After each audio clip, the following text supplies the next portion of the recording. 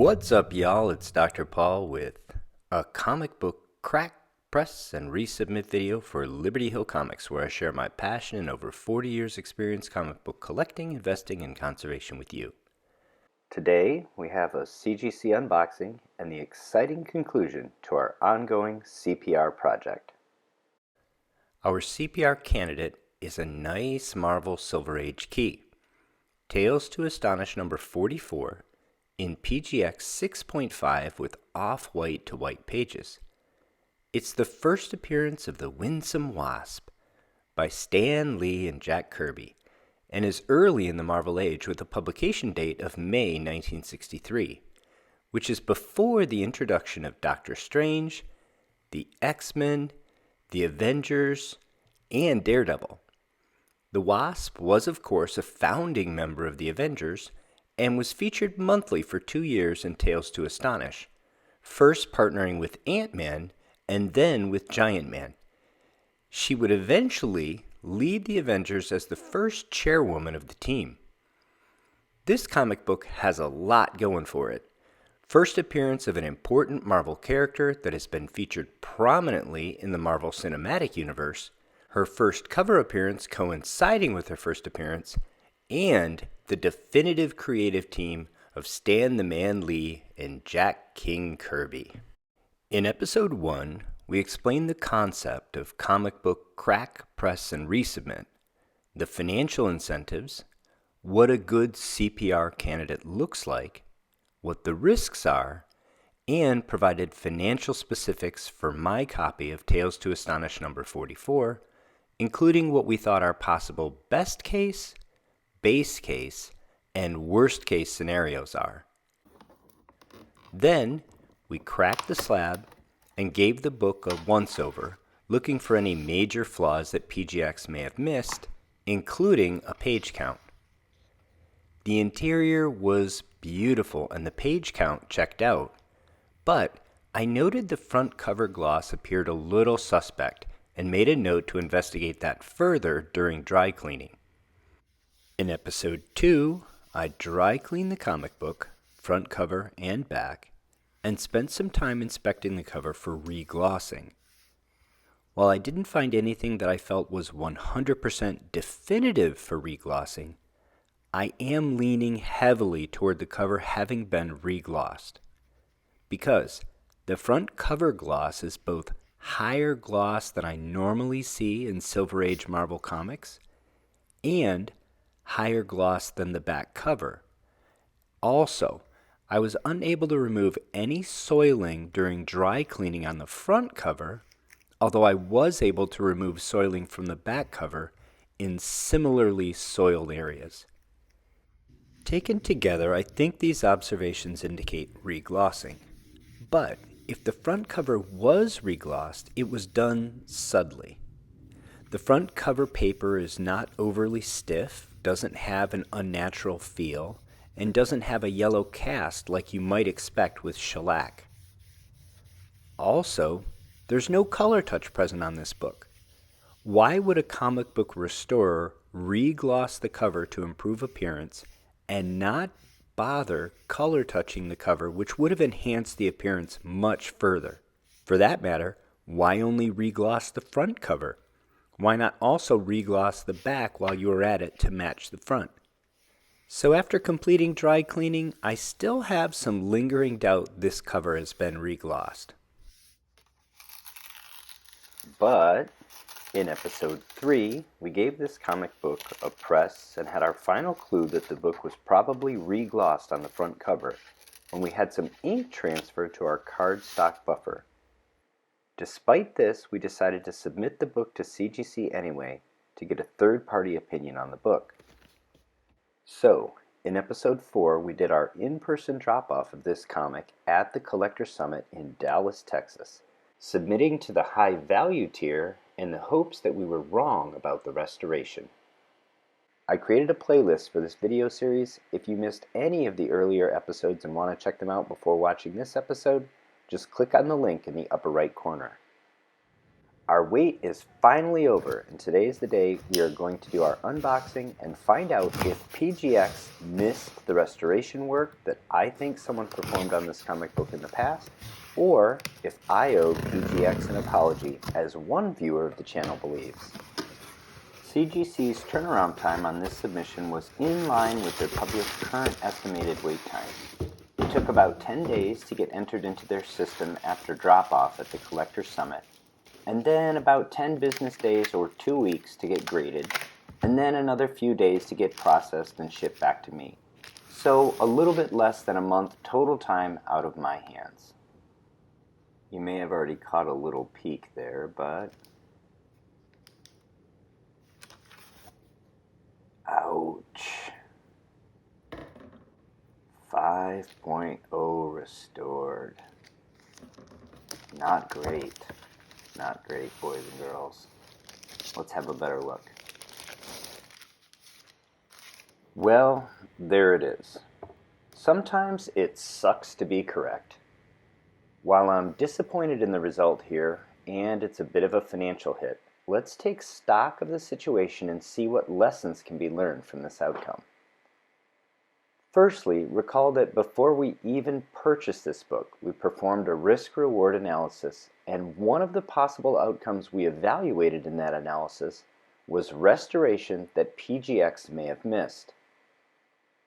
One of the reasons I performed such an analysis before any PGX purchase is that having done this beforehand decreases the emotional impact of potentially costly outcomes like this one. We knew going into this purchase that PGX deservedly has a pretty awful reputation for having missed stuff like this in the past. The lack of confidence in their grading is why PGX slabs sell at such a discount to CGC or CBCS slabs. And we did purchase this slab at a significant discount to a CGC slab, which does lessen the financial blow here. Although even with the discount, we are going to be taking a significant loss on this book. PGX completely missed the restoration in this case and really failed miserably at their job. Again. The entire point of third-party grading is to instill confidence in potential buyers in the veracity of the collectible. PGX has just made so many of these mistakes, and their incompetency has cost so many collectors, both financially and emotionally, that there is no wonder the market places such a discount on PGX slabs. Knowing that, we went into this purchase looking at it as a potential opportunity, but recognizing that it was not without risk. In this instance, we rolled the dice and unfortunately crapped out with this PGX purchase. It is important to point out, however, that we avoided our worst case scenario, which, as you recall, we said could be a 0.5 if we had a missing page somewhere in the book, which PGX has a reputation for having missed in the past. So, how big was the financial hit we took? Recall that we won this book at auction for a little under $1,000, which means we paid a little over $1,000 for this book after shipping and taxes. Then we paid a bit over $80 to have it graded by CGC and shipped back to us. So our cost in this book is over $1,100 all in. What is it worth in Restored 5.0? The market in Restored Tales to Astonish number 44 is a bit thin, but there was a sale in the last year of a Restored 4.0 that changed hands for $355 plus shipping and taxes. So I'd place the value around $400 to $450 for this Restored 5.0 today. That means our loss on this book is somewhere in the ballpark of $600 to $700, and that is before any seller's fees that we may have to absorb if we wanted to sell this book. Not fun. But we've also taken many calculated risks before on comic books in the past, and one big. You have to look at it in perspective. If you want to stay in this hobby for the long haul, you have to look at these events in perspective and roll with the punches when it doesn't work out. I never take risks purchasing PGX slabs unless I can afford the potential loss, and knowing that beforehand makes this outcome a whole lot less devastating, both financially and emotionally. With that out of the way, let's discuss some positives here. Firstly, after cracking this comic book out of the PGX slab and evaluating it, I thought it was restored, even though I've never seen a regloss book before in person and don't have any experience with reglossing myself. I do feel vindicated that the experts at CGC determined I was correct, and feel that this is a validation in my ability to evaluate comic books for this sort of restoration work. Secondly, it's a validation of CGC's ability to detect restoration. They did an outstanding job doing what they're paid to do. For what it's worth, I think 5.0 is a bit harsh here. I'd place this book at 5.5 myself, as I predicted when I sent it in, but I also don't think you can reasonably argue that a grade of 5.0 is out of order on this book, and the difference in value between a 5.0 and a 5.5 restored is pretty minimal. Kudos also to our viewers that participated in our survey on our Liberty Hill Comics community page. 39% of you predicted this comic would come back from CGC as a 5.5 restored, which was the closest option I gave you to the actual outcome. Thanks to everyone that participated in that poll. It was fun to see the votes come in. What's next for us with this book? Well, I have no intentions of selling it, certainly not in the short term. As I said a bit earlier, I have no experience with reglossing. It's a restoration activity that is not something done in conservation work and is not covered much in the conservation literature. I don't know how it's done or how it might be undone.